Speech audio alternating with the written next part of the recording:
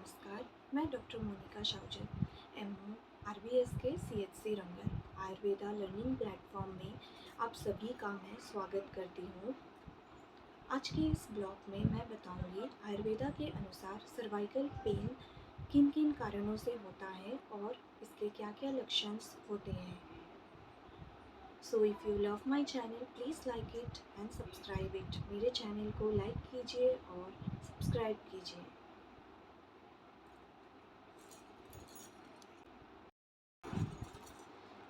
सबसे पहले तो जो मॉडर्न साइंस है उनके अनुसार हमारे शरीर में जो वर्टिब्रल कॉलम है उस वर्टिब्रल कॉलम में डिजेनरेटिव चेंजेस होते हैं, यानी कि हमारे बोन्स में एजिंग प्रोसेस के कारण, हमारी बढ़ती उम्र के कारण डिजेनरेटिव चेंजेस होने लगते हैं, जिसके कारण ये सर्वाइकल पेन दिखाई देता है।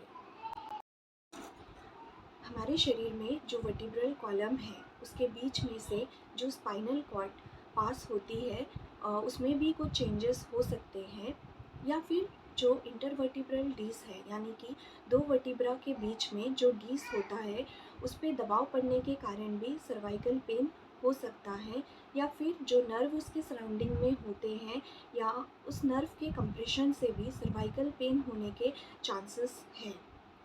और कई पेशेंट्स ये भी कंप्लेन करते हैं कि गर्दन में दर्द होने के कारण उनके हाथों में भी दर्द होता है और हाथों में नमनेस होता है, टिंगलिंग सेंसेशन होता है और कई पेशेंट्स को चक्कर भी आता है। और ये सारे सर्वाइकल पेन के यानी कि नेक पेन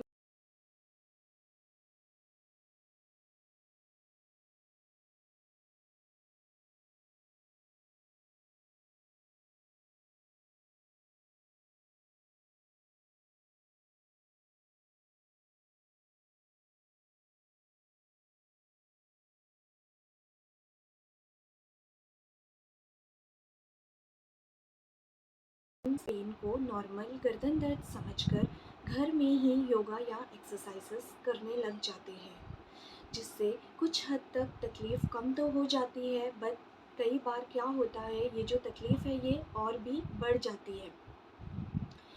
हमारे गर्दन में जो लिगामेंट्स है या फिर जो मसल्स है, जो हड्डी है, ये हमारे सर के समर्थन को बनाए रखती है और गति को सामान्य भी बनाए रखती है। यानी सिंपल लैंग्वेज में हम कह सकते हैं हमारा जो गर्दन होता है वो हमारे पूरे सर के भार को बनाए रखती है। और यदि इसी गतिविधि में कुछ चेंजेस होने लग जाए तब हमें सर्वाइकल पेन हमें दिखने लगता है। इसके अलावा आयुर्वेदा के अनुसार यदि हम अपनी रोज़मर्रा की ज़िंदगी में वातावर्धक आहार का सेवन करते हैं तो भी हमें हर प्रकार के दर्द के चांसेस बहुत ज़्यादा बढ़ जाता है। हमारे शरीर में 3 प्रकार के दोष पाए जाते हैं, वाता दोष, पित्ता दोष और कफा दोष। जो वाता दोष होता है ये रुक्ष होता है, लघु होता है और ये शीत गुणकारक होता है।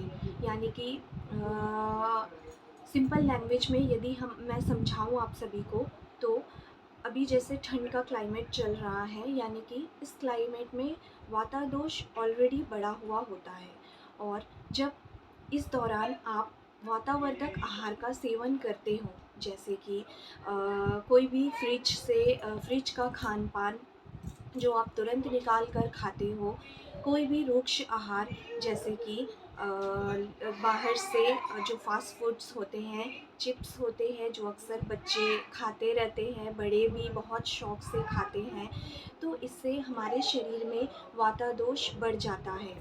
फिर रात का जो बासी खाना होता है उससे भी वाता दोष का प्रकोप होता है, और आइसक्रीम जो कि सभी का फेवरेट है, इसमें भी वाता दोष ये बहुत हद तक बढ़ा देता है, और जिसके कारण जब वातादोष बहुत ज़्यादा हमारे शरीर में बढ़ जाता है, तब हमारे शरीर में हम कई प्रकार के दर्द महसूस करने लगते हैं, और इसी में सर्वाइकल पेन को भी आप इंक्लूड कर सकते हो। यानी कि जब हमारे शरीर में रुक्षता बहुत ज़्यादा बढ़ने लग जाती है, तो हमें और जो हमारी हड्डियाँ होती हैं, हड्डियों में जो साइनोवियल फ्लूइड होता है वो जब घटने लग जाता है एजिंग प्रोसेस के कारण, तब वातादोष और भी बढ़ने लग जाता है। क्योंकि वातादोष का गुण, जैसे कि मैंने बताया, वो रुक्ष होता है। तो जैसे ही साइनोवियल फ्लूइड कम हो जाता है, उस एरिया में ड्राइनेस होने लग जाता है, जिस कारण से वातादोष बढ़ जाता है, और सर्वाइकल पेन भी होने लगता है।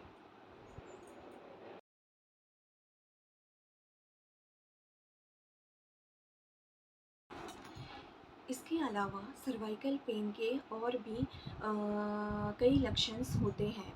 जैसे कि यदि हम एक ही पोस्चर में बैठे होते हैं या खड़े होते हैं, या किसी कारणवश हम बहुत ज़्यादा कंप्यूटर का इस्तेमाल करते हैं, मोबाइल लैपटॉप का इस्तेमाल करते हैं, तब भी हमें सर्वाइकल पेन हो सकता है। और यदि किसी कारणवश किसी का वर्क प्लेटफॉर्म ऐसा होता है कि उन्हें कंटिन्यूअसली बैठना पड़ रहा है, तो कोशिश कीजिए एक 5 से 10 मिनट का ब्रेक लेकर आप दोबारा से फ्रेश हो जाए। और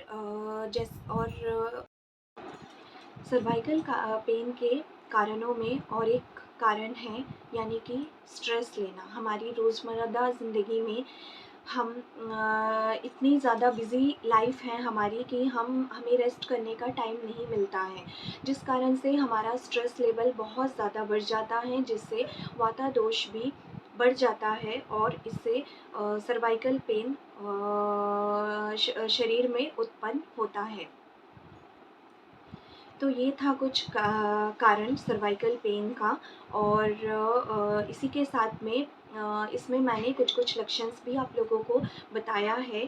तो यदि आप लोगों को मेरा ये चैनल अच्छा लगा है तो प्लीज़ लाइक कीजिए, सब्सक्राइब कीजिए, और मैं अपने आने वाले ब्लॉग में इसके चिकित्सा के बारे में भी आपको डिटेल में बताऊंगी। धन्यवाद, नमस्कार।